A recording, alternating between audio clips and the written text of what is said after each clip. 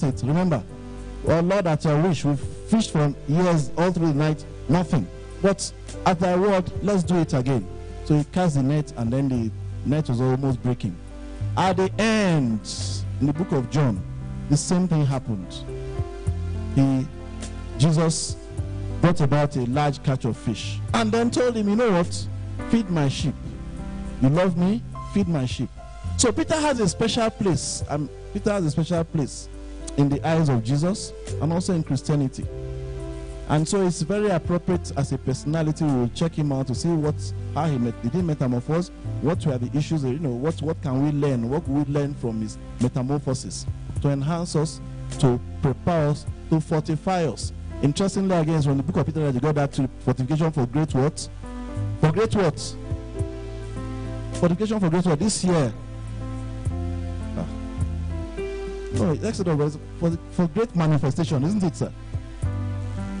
No, so fortification, you are doing this fast. The fast is about fortification for great manifestation.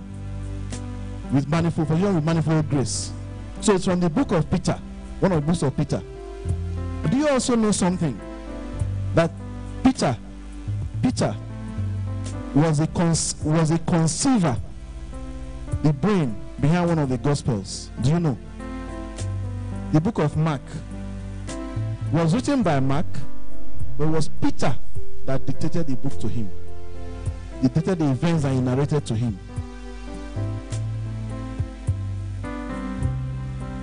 Anyway, so Peter was one of the first disciples of Jesus. First John chapter 1 verse 42. We know the story. He was a fisherman. I also found out that in that time, that was why in that time, that era, fishermen were rough, uncultured, uncouth, very strong people, very bold people, very aggressive people. To be a fisherman in that place, in the time of Peter, fishermen had this attitude, we are just like that. So you could fish all night, fish all night. When he comes, you pull the fish into a boat, down, etc., etc., etc. So Peter was a fisherman.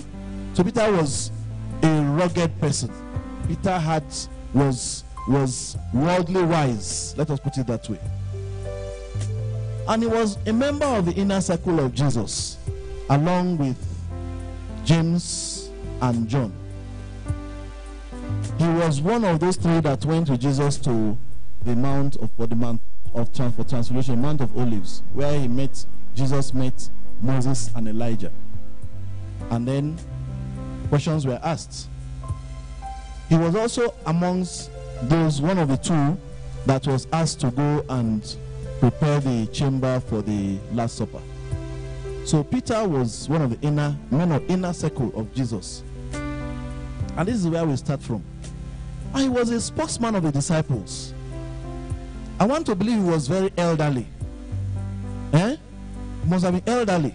Or he just chanced himself, made himself the spokesman. We said he was a fisherman, he was aggressive and abrasive, so his personality must have been domineering, and he just made himself the spokesman. Must also be old too. Elderly rather. So he was a spokesman of the disciples, the leader of the disciples, inner caucus of Jesus, of the 3, 4, 5 people, and one of the first that Jesus met.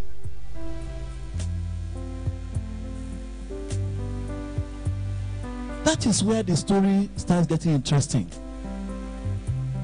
Because in fact, in spite of all this, he did not seem to know Peter, Jesus, as well as he should.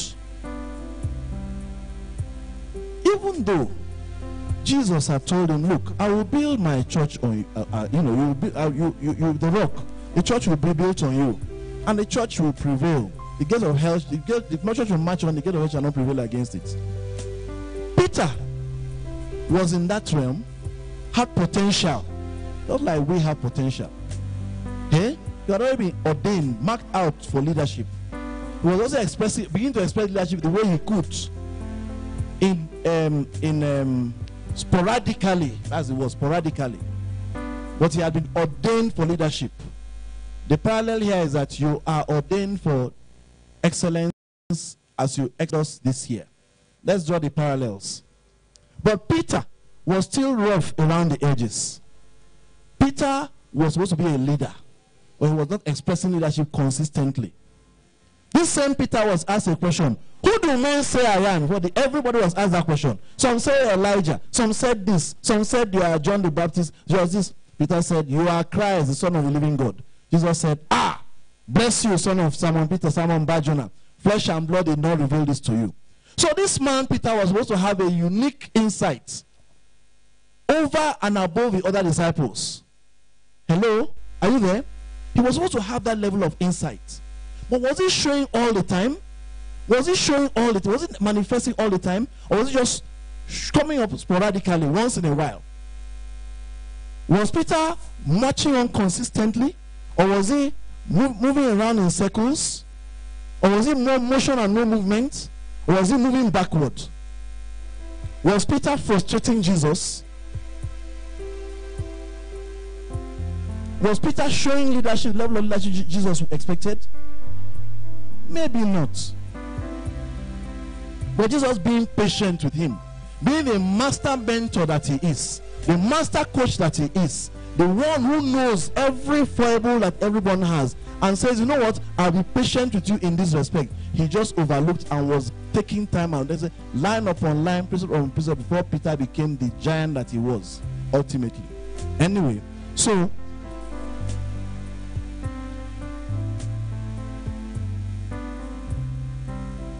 this same Peter who answered that question brilliantly when Jesus asked him, you'll find the response in Matthew chapter 16, verse 16 and 17. Matthew 16, 16 and 17.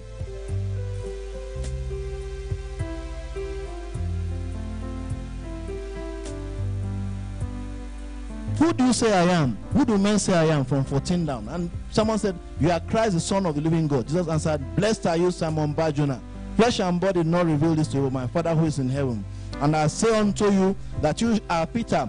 On this rock will I build my church. The gates of hell shall not prevail against. And I give you the keys of the kingdom of heaven. And whatever you bind on earth is bound in heaven. Whatsoever you lose on earth is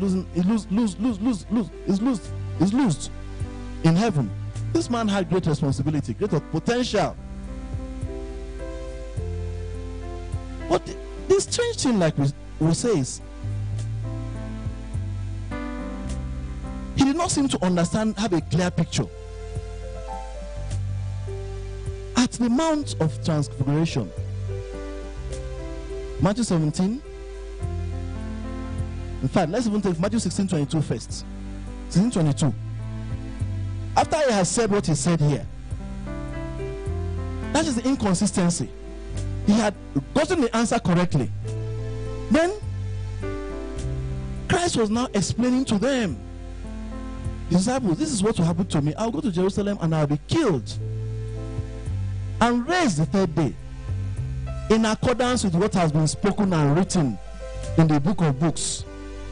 This same Peter that had correctly got the answer and said, Christ, you are Christ, the Son of God, the living God, called him by the side. That's what they say here. Took him aside, took him by the corner and said, Oga, man, you can't be saying this kind of thing. How can you say this? How will you say you will die? What do you mean by that? Nothing shall happen to you, far be it. Jesus said, get thee behind me, Satan. You are an offense to me. You are not mindful of things of God, but things of men. This is the same man Jesus just praised some minutes earlier and said, God bless you. Flesh and blood did not reveal this. So Peter was what? A man who was what? Swinging. An unstable man. A double-minded man. He just unstable in his ways. He will not get anything.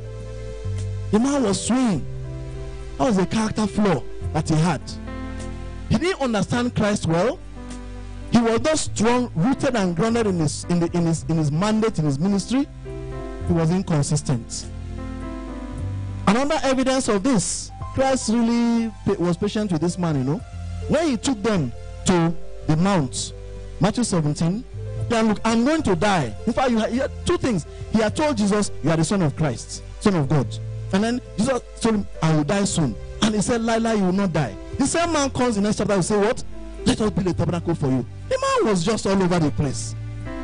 If it was a young man, I'm sure Jesus would have flogged him thoroughly.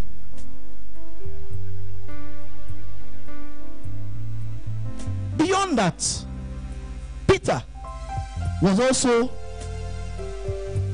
I say, boastful. Nothing will happen to you. I will go with you to the end of the earth. Then when the trial really came, what did he do? He ran away. Look at, we know the story, Matthew 26, verse 23. But I want to pick up something from there. You know, I had said something earlier on, that Peter was a fisherman, and the fishermen were strong characters and they were uncouth. If you were from Lagos, you would understand fishermen were not too far from area boys. Area boys are hooligans, you know. They are gang members in communities, you know. And Peter was not too far from that. The fishermen were not too far from that level. And so, when he denied Jesus 3 times, Matthew chapter 26, we know the story. Let's not go through into details. When he denied Jesus 3 times, first of all, the lady met him 2 times. Two girls met him separately. He said, no, I don't know the man. The other one said, look, you know, he denied in the first one. So he said, look, I don't know what you are saying. Do you know that when someone say, I don't know what you are saying, invariably, that person who says, I don't know what you are saying, knows what you are saying. It's a standard cliche when you are denying, when you are lying, when your denial is a lie. I don't know why it's like that, but I don't know what you are saying. And it's stated here, Peter said so clearly. That's the second one. No, that's the first one. Then the second one, he went away to the gateway. Another girl said, you were with him, this Jesus of Nazareth. He said, I do not know the man. I don't know what you are saying. I do not know the man. The third one is the one that I like most. A little later, when he denied, the second said, I do not know. He denied with an oath. Jesus said, well, you should not do what? You should not swear. Remember? Isn't it? Peter was with Jesus all this while. Jesus said, don't swear. But when the chiefs were down, Peter denied with an oath. God knows. God knows. Jesus knows. God knows. I don't know him. He denied the man with an oath. Then the third time, when your accent tells you that you're one of them, he now started cursing and swearing and abusing them. I don't know the man. So, and then the rooster crowed. Then he now understood himself. Remember what Jesus told him, and he went outside and wept bitterly. But this was a man who said what? Look, I will not leave you if others leave you. I will not deny you. This was the same man who somewhere down the line, you know, had used a sword to cut off the ear of one of the people who came to look for Jesus, to pick up Jesus. I'm trying to pick up the inconsistencies in Moses, in Peter's personality.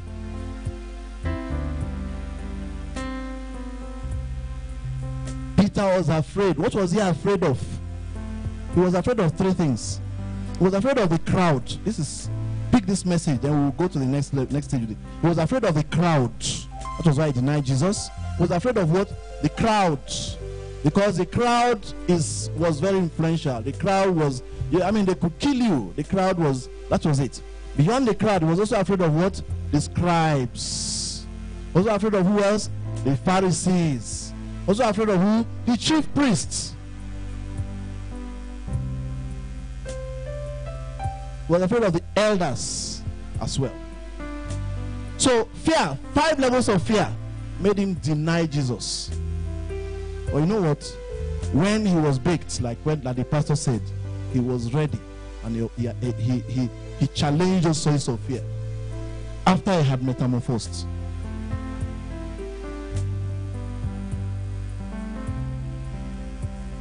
Then what happened after that? We had explained to you that after Jesus came back, after Jesus died and came back, I started by saying that Jesus did 2 things. Started a relation with Peter with what? The fish, the catch of fish. And at the end, through what? The catch of fish. Before Pentecost, not my word, it is from English Oxford Living Dictionary. Transformation from an immature to adult in 2 or more. Minimum of 2 stages. 2 distinct stages. The first stage, after Jesus had died, and he woke up, he arose. You understand? That was when he was about to leave. He now repeated that miracle he performed